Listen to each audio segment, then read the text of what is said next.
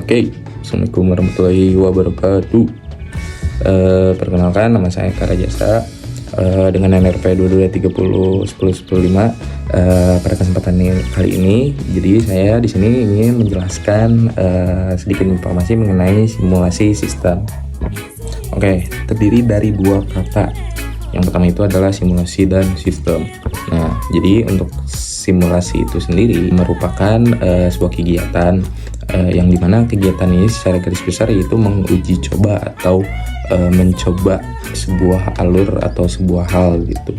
Terusnya mungkin pada simulasi sistem ini sendiri yang diuji cobanya itu merupakan sebuah sistemnya itu sendiri ya. Jadi alur daripada sistem sebuah studi kasus. Nah, lalu untuk sistemnya ini sendiri menurut Blanchard, jadi sistem ini itu merupakan sebuah kumpulan-kumpulan elemen yang dimana si kumpulan elemen ini nanti diolah demi mencapai tujuan yang lebih baik. Untuk sistem yang terdapat pada elemen ini sendiri itu terdapat beberapa ya, ada entity, ada resource, ada control, lalu ada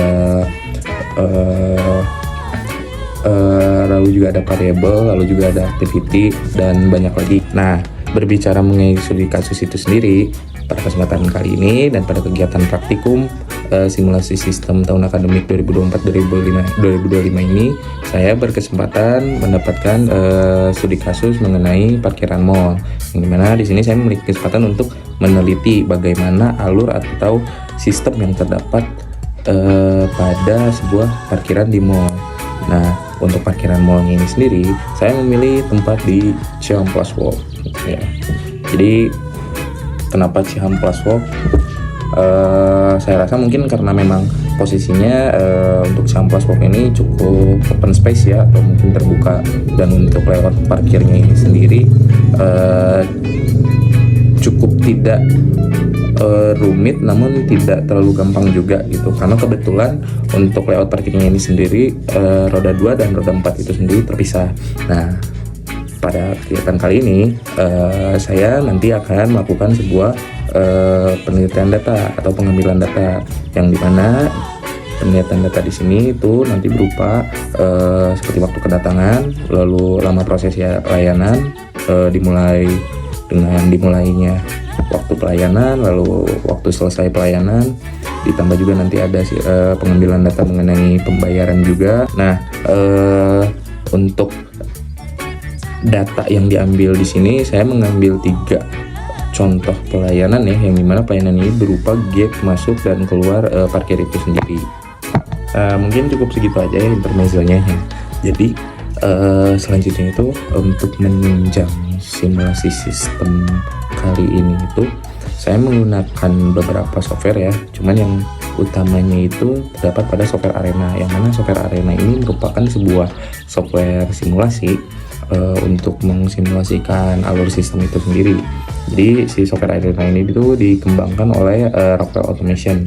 Nah, nantinya itu pada software Arena ini kita akan menginput data yang sebelumnya sudah diambil, lalu nanti itu kita akan coba olah, kita akan coba cari dari simulasi sistem yang sedang dilakukan ini, apakah terdapat delay, apakah terdapat bugging, apakah terdapat masalah seperti panjangnya antrean pada pelayanan parkir itu sendiri. Nah, ketika memang terdapat beberapa masalah seperti itu, disitulah pemecahan masalah dalam simulasi sistem itu sendiri memiliki peran penting gitu, dimana memang ketika memang kita sudah memiliki simulasi sistem, tentu kita sebagai perancang simulasi sistem itu sendiri ingin agar sistem kita itu menjadi lebih optimal gitu.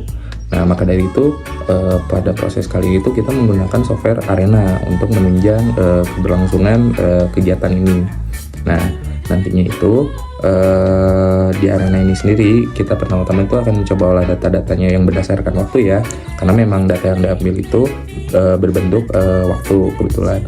Nah, lalu nanti itu kita akan mengolah datanya ini, lalu mensimulasikan beberapa modelnya. Lalu setelah itu kita akan mencari apakah terdapat masalah gitu dalam sistem yang sudah kita uji coba ini, karena ketika memang terjadinya sebuah masalah atau delay pada suatu sistem ini itu memang sangat akan berdampak gitu kepada keberlangsungan kegiatan seperti tadi parkir mall itu.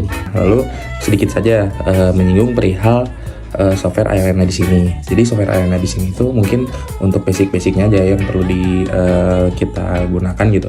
Yang pertama itu terdapat modul, atau misalkan biasanya kita lebih cenderungnya itu familiarnya menyebutnya simbol. Jadi yang pertama itu terdapat create. Jadi si create ini, si modul create ini itu berfungsi untuk menyatakan sebuah modul yang menggambarkan kedatangan entitas. Jadi untuk memberikan gambaran kedatangan entitasnya itu menggunakan modul si create ini.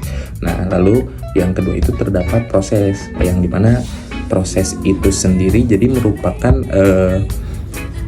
untuk menyatakan modul seperti bentuk pelayanan seperti kasir atau mungkin loket saat prosesnya itu berlangsung, yang biasanya itu nanti akan lihat gitu berapa lama itu waktu pelayanannya. Nah, lalu yang ketiga itu terdapat dispose, yang dimana dispose ini untuk menyatakan modul ketika semua proses yang sudah dibuat itu sudah dikerjakan atau sudah selesai. Nah, ketika sudah selesai seperti apa. Nah, selanjutnya yang terakhir itu terdapat decide, yang dimana decide di sini berguna untuk menyatakan atau menggambarkan antrean dalam si entitas itu, yang mana kembali lagi ya kepada studi kasus saya pribadi. Jadi untuk decide sepertinya akan digunakan pada saat nanti pemodelan di software Arena ini sendiri, karena terdapat 3 jenis pelayanan. Selanjutnya ada hal yang cukup mendasar juga yang perlu diketahui, itu mengenai daftar field atau keterangan di setiap modul basic yang tadi sudah saya jelaskan. Yang pertama itu, jadi pada modul create itu sendiri terdapat beberapa keterangan seperti value, atau misalkan ya value itu sendiri jumlah daripada nilai atau waktu kedatangan daripada entity tersebut tadi. Lalu ada units yang merupakan sebuah satuan gitu yang dipakai. Jadi untuk satuan yang dipakai di sini itu berupa waktu, bisa per tahun, bisa per bulan, atau misalkan mungkin ingin per minggu, atau mungkin emang per menit, per detik, itu bisa. Nah, lalu di sini juga terdapat entities per arrival, atau berapa banyak sih jumlah kedatangan setiap entitiesnya itu. Nah, lalu selanjutnya itu terdapat max arrival, yang dimana di sini merupakan batas maksimal untuk setiap kedatangan gitu. Kira-kira jika ingin digunakan, kita ingin mengeset berapa gitu. Nah, lalu di sini juga ada first arrival, yang dimana first arrival sendiri ini merupakan waktu pertama kali entitas dijalankan oleh sistem Arena itu sendiri. Nah, selanjutnya di sini juga terdapat daftar field pada modul proses, yang dimana ini merupakan peran penting ya dalam sebuah pemodelan sistem menggunakan Arena ini. Jadi yang pertama itu terdapat name, atau misalkan nama modul yang ingin ditampilkan nantinya. Lalu ada terdapat entity type juga, yang dimana metode yang digunakannya itu mau berbentuk seperti apa gitu. Nah, lalu terdapat ada action juga, jadi tipe dari proses yang akan terjadi dalam modul ini tuh terdapat 4 tipe. Ada delay, ada size delay, ada size delay release, sama ada delay release. Nah, lalu selanjutnya itu terdapat priority. Nah, priority ini di sini itu menunjukkan prioritas dari entitas yang akan diproses jika resource yang digunakan itu dipakai pada modul lain gitu. Jadi misalkan modul prosesnya ini itu berbeda gitu, atau misalkan terdapat beberapa modul yang nantinya akan ditampilkan. Nah, nantinya itu akan diprioritaskannya yang lebih mana dulu gitu. Nah, lalu terdapat resources juga, daftar resource atau resources set yang digunakan itu untuk memproses si entitas nanti gitu. Nah, lalu yang selanjutnya itu terdapat delay type. Nah, delay type di sini itu berbentuk berupa tipe distribusi yang nantinya akan digunakan untuk parameter delaynya. Selanjutnya itu terdapat pada modul decide ya. Untuk daftar field sendiri pada modul decide di sini itu sendiri, yang dimana merupakan sebuah modul keputusan gitu ya, terdapat tipe yang nantinya itu ingin berbentuk seperti apa sih tipe yang kita gunakan itu.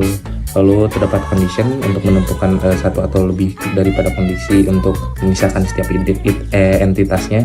Nah, lalu selanjutnya itu terdapat percentage atau misalkan persentase yang digunakan untuk menentukan persentase entitas yang keluar itu nanti bakal seperti apa. Lalu ada persen true atau misalkan ya nilai pasti yang akan digunakan nantinya untuk menentukan persentase entitas yang keluar. Ya mungkin cukup sekian saja yang dapat saya jelaskan.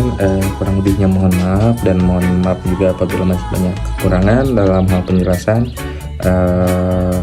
Kurang-kurangnya bagi saya dan selebihnya itu milik yang di atas. Mungkin sekian saja yang dapat saya sampaikan. Wassalamualaikum warahmatullahi wabarakatuh.